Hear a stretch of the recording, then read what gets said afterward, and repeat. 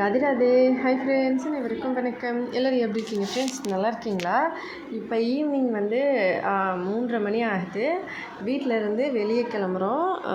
ஊருக்கு தான் போகிறோம். எதுக்குன்னா பெரிய பையனுக்கு நாளைக்கு பிறந்த நாள். அதனால் ஊருக்கு போயிட்டு எங்கள் மாமனார்கிட்ட ஒரு விஷயம் வந்து சொல்லணும். என்னென்னா, வாங்க முதல்ல கிளம்பலாம், அப்புறமா சொல்கிறேன்.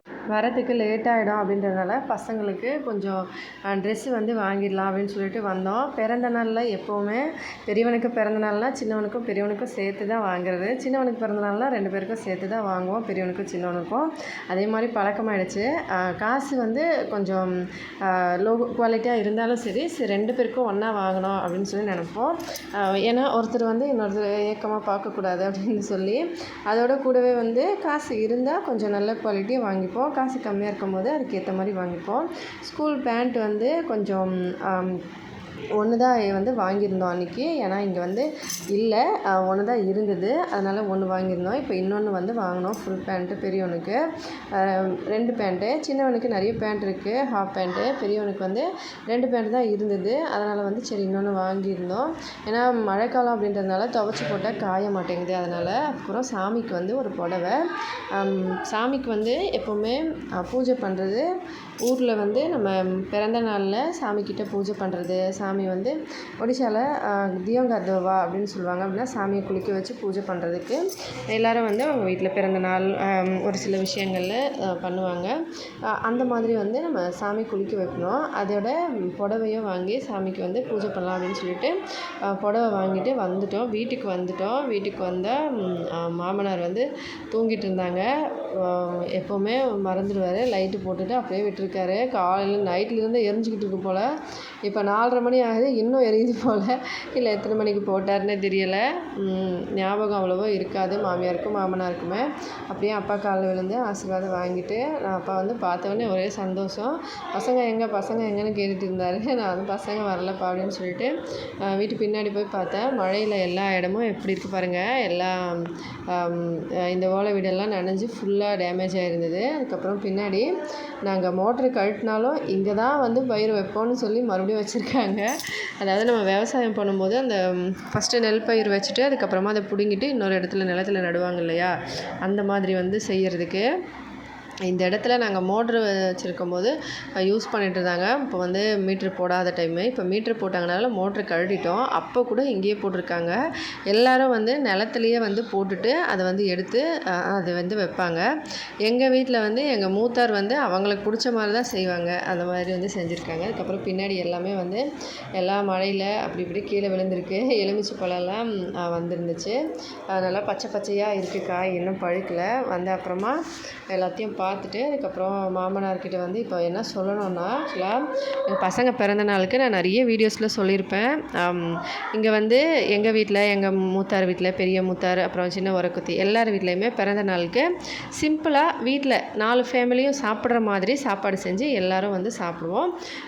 ஒரு சில டைமில் ஒரு சிலர் வந்து கொஞ்சம் கிராண்டாக பண்ணுவாங்க. இப்போ ரீசெண்டாக எங்கள் சின்ன உரக்குத்தி பண்ணா இல்லையா, அப்படி நாங்கள் வந்து இந்த மாதிரி பண்ணுறது வந்து எப்போவுமே ஒடிசாவில் எங்கள் வீட்டில் வந்து அது ஒரு பழக்கம். அது வந்து எங்கள் மாமனார் எப்போவுமே அப்படி தான் பண்ணணும்னு சொல்லுவாங்க.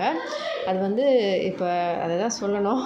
ஹஸ்பண்ட் கிட்டே வந்து சாவி வாங்கிட்டு வந்தேன். ஆக்சுவலாக பீரோ சாவி போன தடவை வரும்போது மறந்துட்டு வந்துட்டனால பீரோலேருந்து கொஞ்சம் திங்ஸ் எடுக்க முடியல. இப்போ கொண்டு வந்துட்டேன்.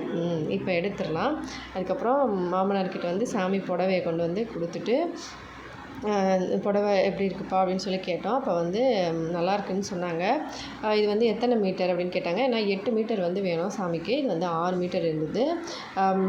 காட்டன் புடவையே வந்து வாங்கிட்டு வந்திருக்கலாம் அப்படின்னு சொன்னாங்க. ஏன்னா இந்த புடவை வந்து நல்ல சாமி புடவைன்னா கடையில் தான் கொடுக்குறாங்க. அப்போ வந்து காட்டன் புடவை வியர் பண்ணுற மாதிரி பட்டு புடவை அந்த மாதிரி வந்து வாங்கிட்டு வர சொன்னாங்க. சரிங்கப்பான்னு சொல்லிட்டு இப்போ வந்து நாளைக்கு சாமிக்கு கட்டுறதுக்கு கரெக்டாக இருக்கும் அப்படின்னு சொல்லிட்டு சரின்னு சொல்லி நல்லாயிருக்கு அப்படின்னு எடுத்து பார்த்துட்டு இருந்தாங்க. பார்த்துட்டு மடித்து வச்சுட்டு அப்புறமா தான் பொறுமையாக ஆரம்பித்தோம். என்னென்னா எல்லா வருஷமும் வந்து நம்ம சாப்பாடு செய்கிறது வழக்கம். ஆக்சுவலாக சென்னையில் இருக்கும்போது காசு வந்து அனுப்பி விட்டுருவோம். எங்கள் மாமனார் வந்து இங்கே எல்லாம் வாங்கிட்டு சாப்பாடு செஞ்சு எல்லாருக்கும் கொடுப்பாங்க.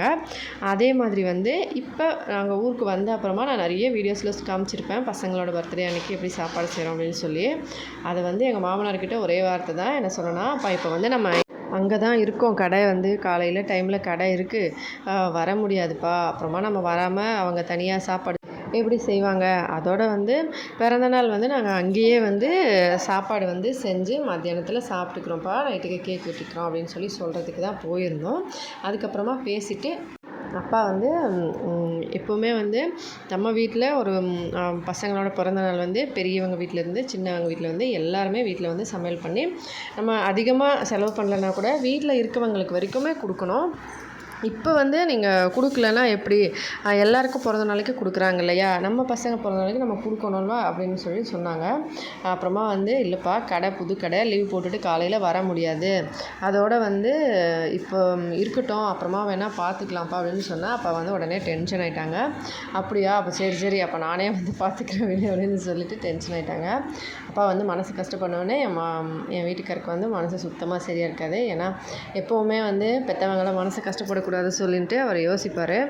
சுத்தமாக வந்து இப்போ வந்து இந்த வருஷம் இன்ட்ரெஸ்ட்டே இல்லை ஊரில் சமையல் பண்ண. ஏன்னா சில பல விஷயங்கள் ரீசெண்ட் டைமில் நடந்தது, நான் நிறைய வீடியோஸில் சொல்லியிருப்பேன்.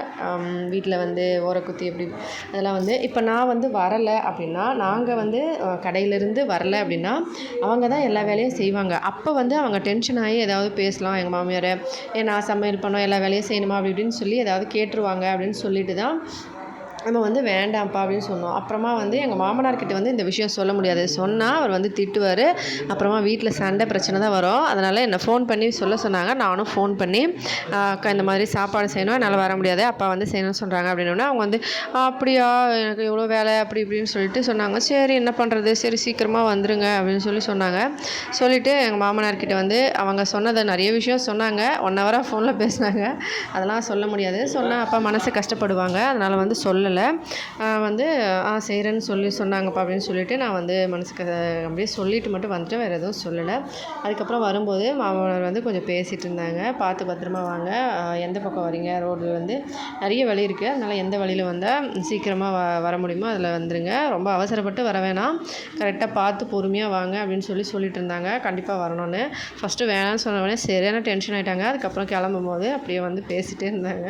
சரின்னு சொல்லிவிட்டு சரி அவங்களுக்கு மனசுக்கு கஷ்டப்படுத்தக்கூடாது அப்படின்னு சொல்லிட்டு நம்மளை வந்து பிறந்த நாளுக்கு சாப்பாடு செய்யலாம் அப்படின்னு சொல்லிட்டு வந்துட்டோம். ஆக்சுவலாக இங்கே ஒடிஷா பொறுத்த வரைக்கும் இந்த மாதிரி சிம்பிளாக சமையல் பண்ணுறது ரொம்ப காசுலாம் செலவாகாது, கொஞ்சமாக தான் செலவாகும். இருந்தாலுமே நம்ம வந்து அப்பா அம்மா மனசு ஏன் கஷ்டப்படுத்தணும் அப்படின்னு சொல்லிட்டு வந்துட்டோம். அவங்க மனசை கஷ்டப்படுத்தி நம்ம அதுக்கப்புறம் நல்லா இருக்காது. அதனால் அதுக்கப்புறம் மாமியார் வந்தாங்க. காலைல விழுந்தோடனே என்னாச்சு கேட்டுட்டு இருந்தாங்க. ஏன்னா ஃபஸ்ட்டு வந்து பேசும்போது அவங்க வீட்டில் இல்லை, வெளியில் போயிட்டு வந்தாங்க. அப்புறமா சரின்னு சொல்லிட்டு வீட்டிலேருந்து கிளம்ப ஆரம்பிச்சிட்டோம். ஈவினிங் ஆகிடுச்சு. ஆக்சுவலாக 6:30 மணிக்கு மேலேயே ஆகிடுச்சு. கொஞ்சம் வெளிச்சமாகவே இருக்குது, மேகமூட்டமாக இருக்குது, மழை வர மாதிரியும் இருக்குது. அதுக்கப்புறம் வீட்டிலேருந்து கிளம்பி வீட்டுக்கு இப்போ கிளம்பிட்டோம். வர வழியில் வந்து கேஸ் வேறு ஒன்று வாங்கணும், அதோட கூடவே வந்து இன்னும் கொஞ்சம் திங்ஸ்லாம் வாங்க வேண்டியிருக்கு அப்படின்னு சொல்லிட்டு இப்போ வந்து சமையல் பண்ண ரேஷன் ஐட்டம்ஸ்லாம் வாங்கணும். அது வாங்குறதுக்கு வந்து இப்போ டைம் இல்லை. நாங்கள் வந்து வீட்டுக்கு வந்து மறுபடியும் திங்ஸ்லாம் வாங்கிட்டு கடைக்கு வந்து சமையல் வேலை பார்க்கணும். அதனால் வந்து என்ன பண்ணலான்னு சொல்லி யோசிச்சப்போ வந்து எங்கள் ஹஸ்பண்ட் வந்து ஓரக்குத்தி தானே சமையல் பண்ண போகிறாங்க, அதனால் மூத்தார்கிட்ட சொல்லணும், அவங்கக்கிட்ட சொன்னால் தான் அவங்க ஒத்துப்பாங்க, இல்லைன்னா எங்கள் மாமனார்கிட்ட சொல்லிட்டோம்னா அவங்க வந்து அப்புறம் இவங்கக்கிட்ட சொல்லலைன்னு சொல்லி கோச்சிப்பாங்க. அதனால் எங்கள் மூத்தார் வந்து வழியில் வந்துட்டு இருந்தார். அவங்கள பார்த்துட்டு அப்படியே வந்து வண்டியிலேருந்து இறங்கி நான் தூரமாக இருந்து அப்படியே ஆசீர்வாதம் வாங்கிட்டு அதுக்கப்புறம் ஹஸ்பண்ட் வந்து சொன்னார், கடையிலேருந்து காய்கறி வாங்கிக்கோங்கன்னா நான் காசு அனுப்புகிறேன் அப்படின்னு சொல்லிட்டு. அவரும் சரி நாளைக்கா அப்படின்னு சொல்லிட்டு கேட்டார். ஆமாம், என் பசங்களை கூட்டு வரல அப்படி கேட்டுட்டு நல்லா பேசிகிட்டு இருந்தாங்க. அதுக்கப்புறம் சரி லேட் ஆகிடுச்சு, நாங்கள் கிளம்புறோம், எல்லா திங்ஸ் வாங்கிட்டு கடைக்கு ரெடி பண்ணணும், நாளைக்கு சீக்கிரமாக வரோம் அப்படின்னு சொல்லிவிட்டு அதுக்கப்புறமா கிளம்பி வந்துட்டோம். கிளம்பி வந்து வீட்டுக்கு வரும்போது கரெக்டாக 8 மணிக்கு மேலே ஆகிடுச்சு. வந்தவுடனே ட்ரெஸ்லாம் எடுத்து பார்த்துட்டு இருந்தாங்க, ஒரே ஜாலி. நாளைக்கு ஊருக்கு போகிறோன்னு சொன்னோடனே ரொம்ப ஒரே ஜாலியாகிட்டாங்க. ஏன்னா என்னதான் இருந்தாலும் ஊரில் வந்து எல்லோரும் கூட ஜாலியாக கொண்டாடுறதுக்கு தான் இவங்களுக்கு ஆசை. சரின்னு சொல்லிட்டு வீட்டுக்கு வந்துட்டு 8 மணிக்கு மேலே ஆகிடுச்சு. இதுக்கு மேலே சாப்பிட்ணும். இதான் ஃப்ரெண்ட்ஸ் இன்றைக்கி விலாகு. வீடியோ பிடிச்சிருந்தா லைக் பண்ணி ஷேர் பண்ணி சப்ஸ்கிரைப் பண்ணுங்கள். ஹெல்தியாக சாப்பிட்டு சந்தோஷமாகவும் சேஃபாகவும் பத்திரமா வருங்க. இதே மாதிரி இன்னொரு வீடியோவில் பார்க்கலாம். நன்றி, வணக்கம்.